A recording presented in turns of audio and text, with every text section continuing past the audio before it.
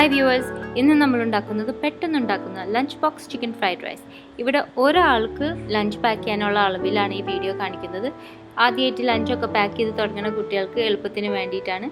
ഇപ്പോൾ ഹസ്ബൻഡിന് പാക്ക് ചെയ്യുകയാണെങ്കിൽ ഈ കറക്റ്റ് അളവിന് ചെയ്താൽ മതി. വളരെ സിമ്പിളായിട്ട് പെട്ടെന്ന് രാവിലെ ഉണ്ടാക്കാൻ പറ്റിയ ഒരു റെസിപ്പിയാണ്. കുട്ടികൾക്കായാലും ഇത് നല്ലൊരു ഫ്രൈഡ് റൈസ് റെസിപ്പിയാണ്. രാവിലെ എണീക്കുമ്പോൾ നമുക്ക് ഒരുപാട് പണികളുണ്ട്. ബ്രേക്ക്ഫാസ്റ്റ് ഉണ്ടാക്കണം, അതിൻ്റെ ഒക്കെ ഇടയിൽ ലഞ്ച് പാക്ക് ചെയ്യുന്നത് ഒരു ധൃതിയുള്ള കാര്യമാണ്. അപ്പോൾ നമുക്ക് സിമ്പിളായിട്ടുള്ള ഇതുപോലത്തെ റെസിപ്പീസ് ഉണ്ടെങ്കിൽ കാര്യം എളുപ്പമാവും. നിങ്ങൾ ട്രൈ ചെയ്ത് നോക്കൂ, ഇഷ്ടപ്പെടുമെന്ന് വിചാരിക്കുന്നു. അപ്പോൾ ഒരാൾക്ക് വേണ്ടിയിട്ടുള്ള ലഞ്ച് ബോക്സ് ചിക്കൻ ഫ്രൈഡ് റൈസിന് ആവശ്യമുള്ള ഇൻഗ്രീഡിയൻസ്: 1/2 കപ്പ് നേരിയ അരി അല്ലെങ്കിൽ ബസ്മതി, പിന്നെ 1/4 കപ്പ് വെള്ളം. ഞാൻ യൂസ് ചെയ്യുന്ന measurement standard cup and table spoon measurements ആണ്. ഒരു കപ്പ് എന്ന് പറയുന്ന മെഷർ 240 ml കപ്പാണ്. അതനുസരിച്ചിട്ടാണ് എല്ലാ മെഷർമെൻറ്റ്സും പറയുന്നത്.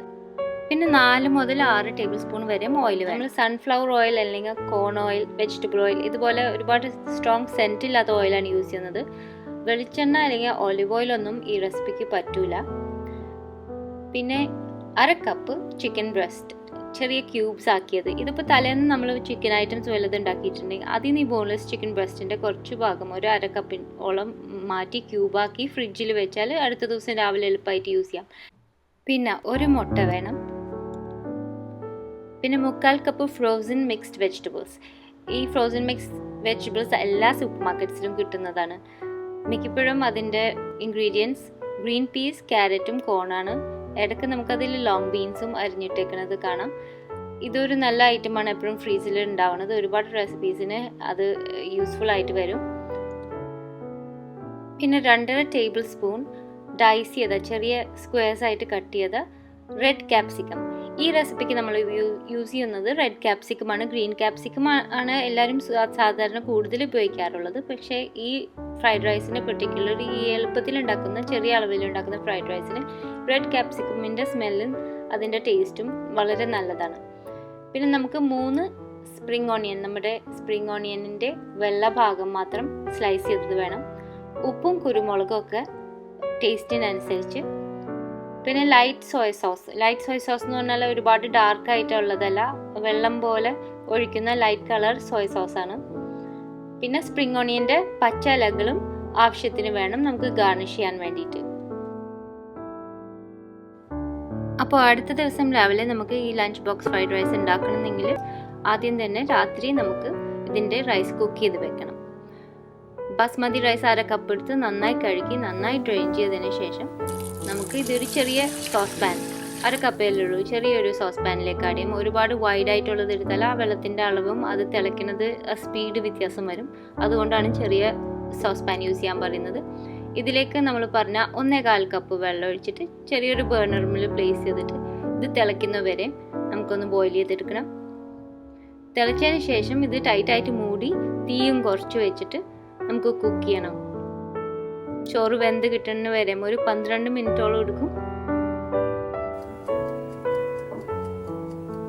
ഇടയ്ക്കൊന്ന് ചെക്ക് ചെയ്യണം. ബേർണറിൻ്റെ സൈസ് വലുതാണെങ്കിൽ ചിലപ്പോൾ ഇത്തിരി സ്പീഡ് കൂടും കുക്ക് ചെയ്യാൻ. ഇതുപോലെ ഡ്രൈ ആയിട്ട് ഇരിക്കും നമ്മൾ തുറന്ന് നോക്കുമ്പോൾ. ഇടയ്ക്കിടയ്ക്കൊന്നും ഇളക്കി കൊടുക്കരുത്. ഈ സ്റ്റേജ് എത്തിക്കഴിഞ്ഞാൽ നമുക്ക് തീ ഇനി കൂട്ടി നോക്കുമ്പോൾ ഇതുപോലത്തെ സൗണ്ട് കേൾക്കണം. ഈ സൗണ്ട് ഒന്ന് കേട്ട് തുടങ്ങിയാൽ അതിൻ്റെ അർത്ഥം അടിയിൽ വെള്ളമൊന്നുമില്ല, ചോറ് പാകത്തിന് കുക്കായിട്ടുണ്ടെന്ന്. അപ്പോൾ നമുക്ക് അപ്പം തന്നെ ഓഫാക്കി നമുക്കിത് ഒന്ന് ചെറുതായിട്ട് കൂളായതിന് ശേഷം നമുക്കിത് ഫ്രിഡ്ജിൽ വെക്കാം. പിന്നെ നമ്മുടെ ചിക്കൻ, അപ്പോൾ ഇനിയുള്ളതൊക്കെ നമ്മൾ അടുത്ത ദിവസം രാവിലെയാണ് ചെയ്യുന്നത്. നമ്മുടെ ഫ്രിഡ്ജിൽ വെച്ചിരുന്ന ചിക്കൻ ക്യൂബ്സ് ആക്കി കട്ട് ചെയ്ത് ഫ്രിഡ്ജിൽ വെച്ചിരുന്നത് നമുക്ക് പുറത്തേക്ക് എടുക്കാം. അതിലേക്ക് ഇത് 1/2 കപ്പ് ചിക്കൻ ക്യൂബ്സ് ആക്കിയതാണ്. അതിലേക്ക് നമുക്ക് 1/2 ടീസ്പൂൺ കോൺഫ്ലവർ, പിന്നെ 1/4 ടീസ്പൂൺ ഉപ്പും 1/4 ടീസ്പൂൺ കുരുമുളകും കൂടി ചേർത്ത് കൊടുക്കുന്നുണ്ട്. ഇത് നന്നായി മിക്സ് ചെയ്ത് വെക്കാം. ബാക്കിയുള്ള ഇൻഗ്രീഡിയൻസ് റെഡി ആവുന്നത് വരെ പരത്തി വെച്ചാൽ മതി, കൂടുതൽ നേരമൊന്നും വേണ്ട.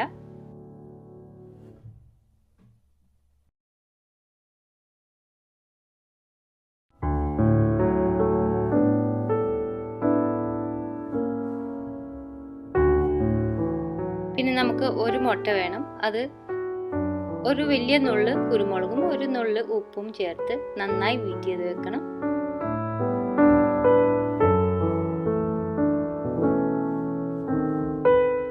ഇനി നമ്മുടെ റെഡ് ക്യാപ്സിക്കം എടുത്തിട്ട് അത് ഡൈസ് ചെയ്യണം. ഞാനിവിടെ ഇന്ന് യൂസ് ചെയ്യുന്നത് ഈ ചെറിയ സൈസ് റെഡ് ക്യാപ്സിക്കമാണ്. വലുതായാലും ചെറുതായാലും ഒന്നും കുഴപ്പമില്ല. വളരെ സ്മോൾ ആയിട്ട് ഇങ്ങനെ ഡൈസ് ചെയ്തെടുക്കണം. ഒരു 2 വലിയ ടേബിൾ സ്പൂൺ മതിയാവും.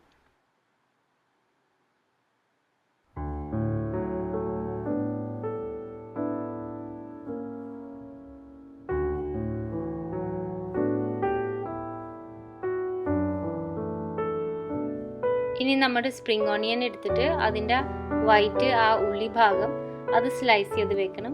അതുപോലെ തന്നെ അതിൻ്റെ ഇലകൾ വേറെ സ്ലൈസ് ചെയ്ത് ഇങ്ങനെ ചെറുതായിട്ട് കട്ട് ചെയ്ത് അത് വേറെ മാറ്റി വെക്കണം. ഇനി നമ്മൾ തലേന്ന് ഫ്രിഡ്ജിൽ തണുക്കാൻ വെച്ച റൈസ് എടുത്തിട്ട് ഫോർക്ക് വെച്ചിട്ട് ഒന്ന് ഇതുപോലെ സെപ്പറേറ്റ് ചെയ്ത് കൊടുക്കണം. നന്നായി പെർഫെക്റ്റ് ആയിട്ട് കുക്കായ കാരണം ഓരോ ഗ്രെയിൻസും സെപ്പറേറ്റ് ആയി കിട്ടിയിട്ടുണ്ട്. നല്ല ഫ്രൈഡ് റൈസിന് ഗ്രെയിൻസ് നന്നായി സെപ്പറേറ്റ് ആയി കിട്ടേണ്ടത് അത്യാവശ്യമുള്ള കാര്യമാണ്. അതും നമ്മളപ്പോൾ ഫ്ലഫ് ചെയ്ത് മാറ്റി വെച്ചിട്ടുണ്ട്. പിന്നെ നമ്മുടെ ഫ്രോസൺ വെജിറ്റബിൾസ് ഫ്രീസറിൽ നിന്ന് എടുത്ത് പുറത്ത് വെക്കണം. ഇത് ഡീഫ്രോസ്റ്റ് ചെയ്യേണ്ട ആവശ്യമില്ല, അങ്ങനെ തന്നെ യൂസ് ചെയ്യാൻ പറ്റും. ഒരു 1/4 മുതൽ 1/2 കപ്പ് വരെ നമ്മുടെ ആവശ്യത്തിനനുസരിച്ച് യൂസ് ചെയ്യാം. ഇനി നമുക്ക് നമ്മുടെ ചൈനീസ് കടായി ചൂടാക്കണം. ചൈനീസ് കാർബൺ സ്റ്റീലിൻ്റെ കടായിയാണ് ഏറ്റവും നല്ലത്. ഞാനിവിടെ യൂസ് ചെയ്യുന്നത് കാർബൺ സ്റ്റീലിൻ്റെ ബ്ലാക്ക് ഓക്സൈഡ് കോട്ടിംഗ് ഉള്ള നല്ല സീസൺ ചെയ്ത ചീനച്ചട്ടിയാണ് ഈ ഉപയോഗിക്കുന്നത്. നോൺ സ്റ്റിക്ക് അല്ല, നമ്മൾ സാധാരണ യൂസ് ചെയ്യുന്ന നോൺ സ്റ്റിക്ക് അല്ല ഇത് ഈ കാണുന്നത്. നോൺ സ്റ്റിക്ക് അല്ലാത്തതുകൊണ്ടാണ് ഞാൻ ഈ സ്റ്റീലിൻ്റെ സ്പാച്ചുല യൂസ് ചെയ്യുന്നതും. അപ്പോൾ നമുക്ക് എണ്ണ ഒരു 2 ടേബിൾ സ്പൂൺ എണ്ണ ഒഴിച്ച് നന്നായി ചൂടായതിന് ശേഷം നമുക്ക് മാരിനേറ്റ് ചെയ്ത ചിക്കൻ ആദ്യം ആഡ് ചെയ്യുന്നത്. ഇത് നന്നായി സീസൺ ചെയ്ത് നല്ല പഴകിയ ചീനച്ചട്ടി ആയതുകൊണ്ട് ചിക്കൻ അതിൽ ഒട്ടിപ്പിടിക്കുന്നൊന്നുമില്ല. ഇത് നന്നായി ഒന്ന് ഫ്രൈ ചെയ്ത് ആ ചിക്കൻ വൈറ്റ് കളറായിട്ട് ചെറുതായിട്ട് സൈഡിലൊക്കെ ഒന്ന് ഇത്തിരി ബ്രൗൺ ആയി ഗോൾഡൻ കളറായാൽ മതി.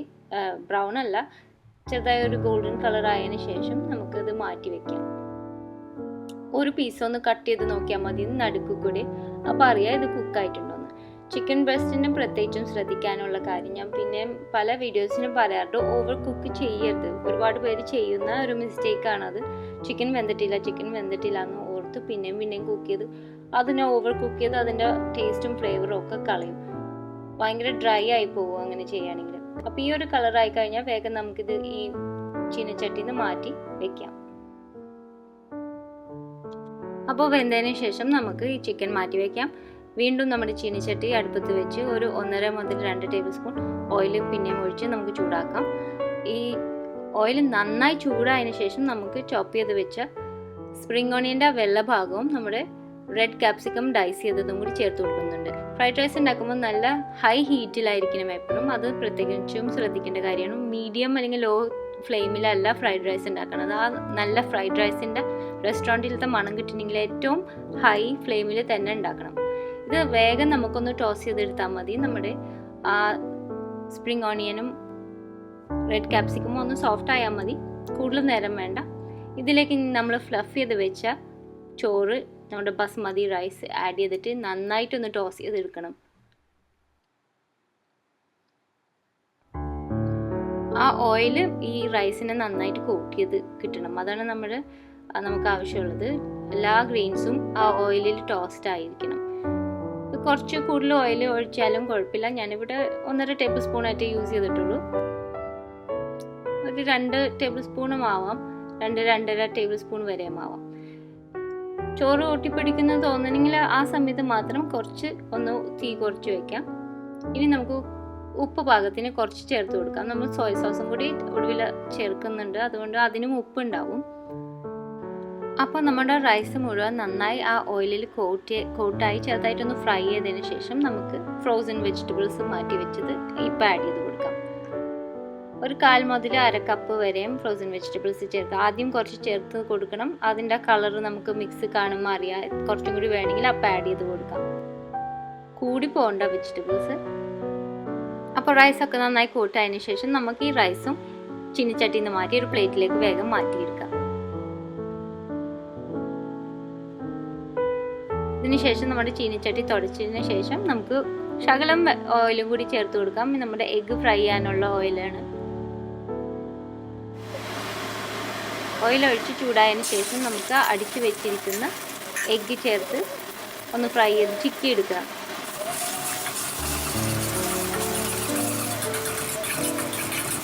ഇതുപോലെ പരത്തി കൊടുത്ത് ഒഴിച്ചു കൊടുക്കാം. എന്നിട്ട് ഒന്ന് വെയിറ്റ് ചെയ്യണം. ഒന്ന് സെറ്റായി വരുമ്പോൾ ഇനി ഇത് സ്ക്രാമ്പിൾ ചെയ്യണ പോലെ ചെയ്ത് എടുക്കാം. പക്ഷെ ഒരുപാട് ഡ്രൈ ആവരുത്.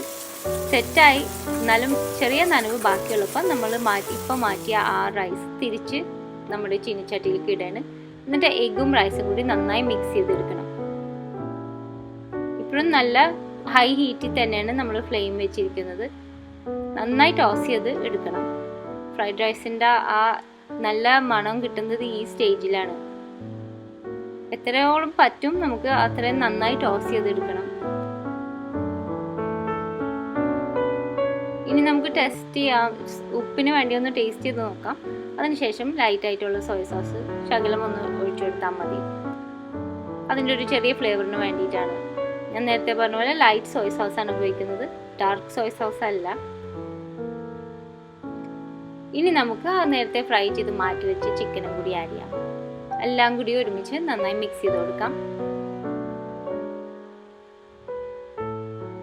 ഏറ്റവും അവസാനം കുറച്ച് കുരുമുളക് പൊടി മുകളിലിടാം. പിന്നെ അതുപോലെ നമ്മൾ കട്ട് ചെയ്ത് സ്ലൈസ് ചെയ്ത് വെച്ചിരിക്കുന്ന സ്പ്രിംഗ് ഓണിയൻ്റെ ഗ്രീൻ ഇലകൾ മുകളിൽ ഗാർണിഷ് ചെയ്യാനും ഇടാം.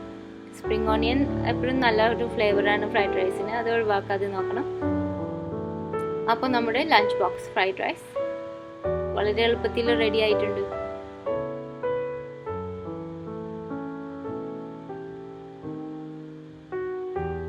ഞാനിതുപോലെ കുരുമുളകും ആ സ്പ്രിംഗ് ഓണിയൻ്റെ ഇലകളും മുകളിൽ ഇട്ട് അതൊന്ന് ചെറുതായി ചൂടാറിയതിന് ശേഷം പാക്ക് ചെയ്ത് വെക്കും. അപ്പോൾ അത് കഴിക്കാൻ നേരത്തെ അതൊക്കെ ഒന്ന് മിക്സ് ചെയ്താൽ മതി. ഇലകളുടെ ഫ്രഷ് ടേസ്റ്റ് പോവാണ്ടിരിക്കും. വളരെ എളുപ്പത്തിൽ ഉണ്ടാക്കാൻ പറ്റിയതല്ലേ. നിങ്ങളെല്ലാവരും ട്രൈ ചെയ്ത് നോക്കിയിട്ട് വിവരം അറിയിക്കണം കേട്ടോ. അപ്പോൾ അടുത്ത പ്രാവശ്യം നല്ലൊരു റെസിപ്പി ആയിട്ട് വരുന്നത് വരെ thanks for watching and bye from Shana.